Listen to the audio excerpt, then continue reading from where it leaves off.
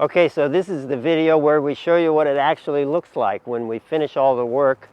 You saw us tear it all apart and talk about what it was going to be, and here we're going to show you how it turned out. Stay tuned.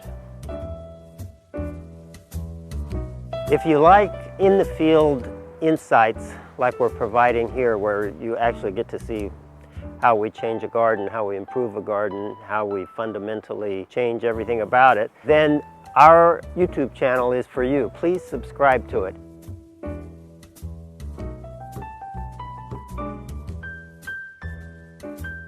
I'm John Valentino, president of John and Bob's Corporation, and I'm here with Chip Valentino. We recently promoted him to treasurer, and we had a great week of collecting money, so he's going to stay as treasurer for at least another week or so. And we're here at a garden that we've transformed.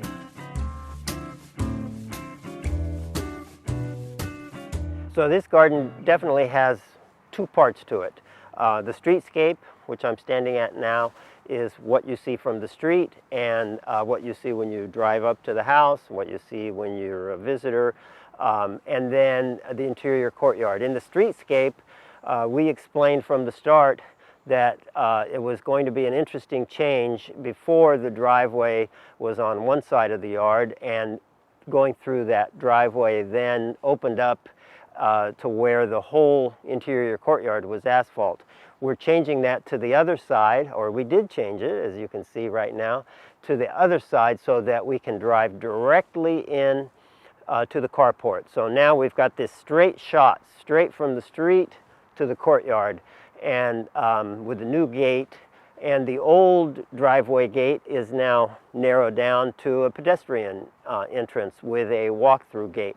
Both gates are electronic, so they're controlled from the house. The driveway gate, we painted a color that we wanted to match that stained fence. The stained fence color came about because we're matching an existing fence that the owner already had. Then on the pedestrian side, there's a contrast to it by using a flat black paint color, which ties in with the existing arbors, which are kind of unique. So those will retain that flat black color. And so it gives a little bit of distinction between the pedestrian gate and the drive-through gate. We have plenty of parking right off of the street with this kind of unique pea gravel on decomposed granite. We took out the asphalt, which was just cracking like crazy and all falling apart, and we put in something that's environmentally friendly because water can go through it, and it's sturdy, it holds up well over time. The planting itself is very simple, very organized, very low maintenance. We've got drip irrigation on it. In the interior courtyard, everything's in. The plants actually are very small. They're going to take off growing this spring. So you can see the lighting system, and everything is now in. What we'd like to do is show you one more video of this garden when the fountain comes in. We're expecting it in late April. If you'll remember in prior videos, it was a late addition where she decided, so we ordered it as soon as we learned that it was going to be added, and we won't get it till late April, so we'll install it in early May, and we'll show you this interior courtyard, which is now opened up, has a lot of planting, no longer full of asphalt, and once the plants fill in, and you'll be able to get the feeling of the plants filling in when we show you the next video in May. Right now you can see how small they are, and little dots of green here and there, but still you get a sense of the finished product. Right behind me is that Japanese maple that we moved, which you can see was successfully transplanted and is sprouting, which is a great sign that it's going to take, and it's always a little risky when you move a mature tree, and this looks like it's doing very well.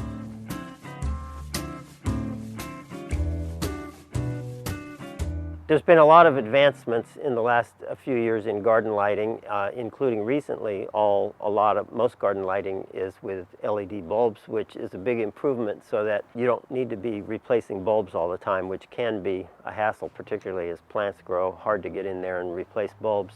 Now with LED bulbs, they'll last 10 years or more, and these are all LED.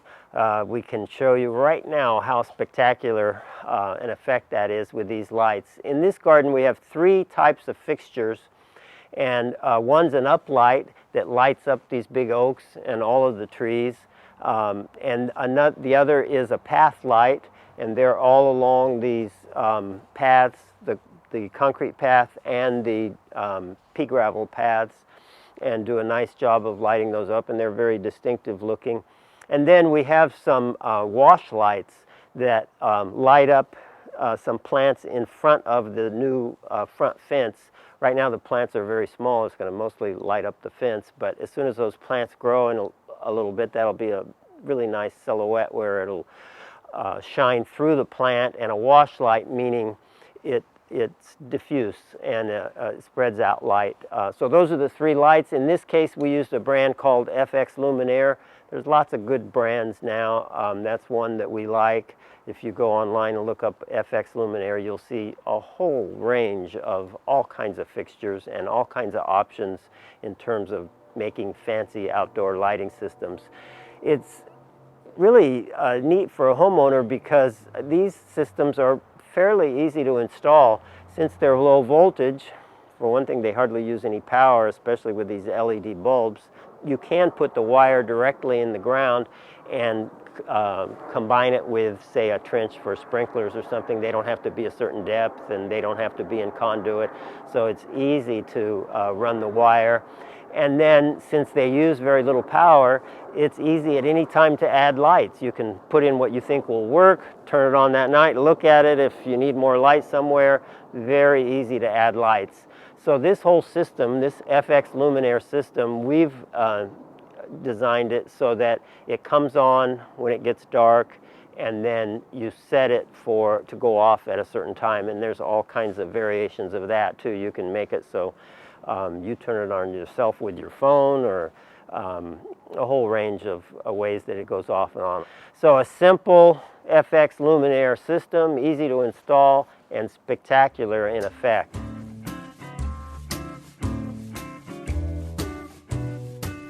So this garden has a lot of spectacular existing trees, which are absolutely outstanding. These beautiful cork oaks and ginkgo, and some nice Chinese pistache, this Japanese maple that we moved.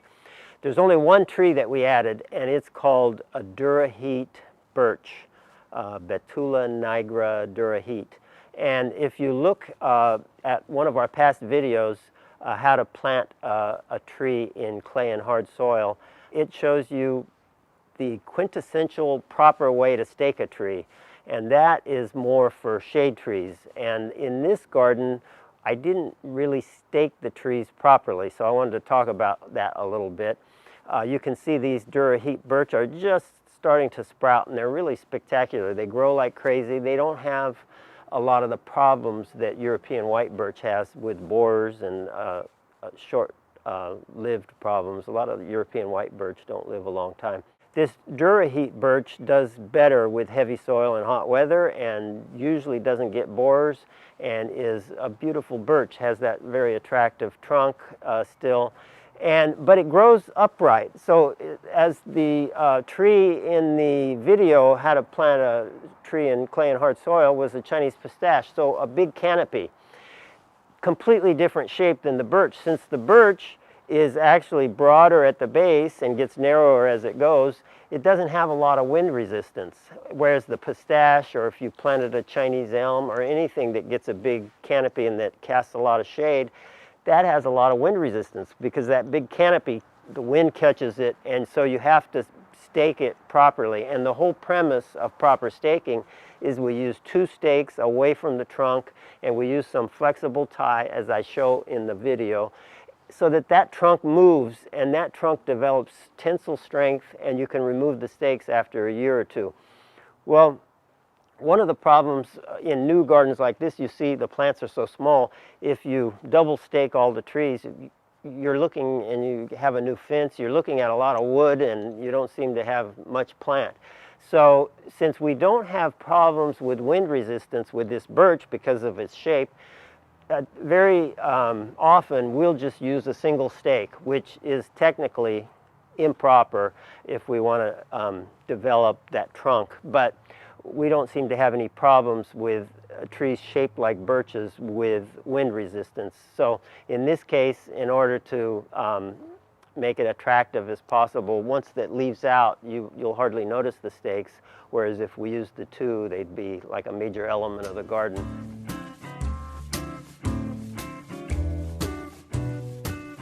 If you look at our front yard update and our demolition update, our prior videos on this garden, you'll see why it's a perfect time to do soil amendments and soil improvements. And so that makes a lot of sense. We tore everything out, the soil's bare. It's the perfect opportunity before we put on this layer of mulch, this layer of bark. In this case, this is it's a mix of Douglas fir, both the bark and the wood of the Douglas fir. This is called Walk-On Bark Supreme. So before we put that on, that really is good for soil, particularly with our products, our John and Bob's products underneath it, like blend underneath it. Before we put that on, you've got plenty of opportunity when you're building your garden to do all kinds of soil amendments. But in the past and traditionally, once you're done with the improvement, soil improving ends right there because there's no good opportunity or seemingly no good opportunity to continue to improve the soil.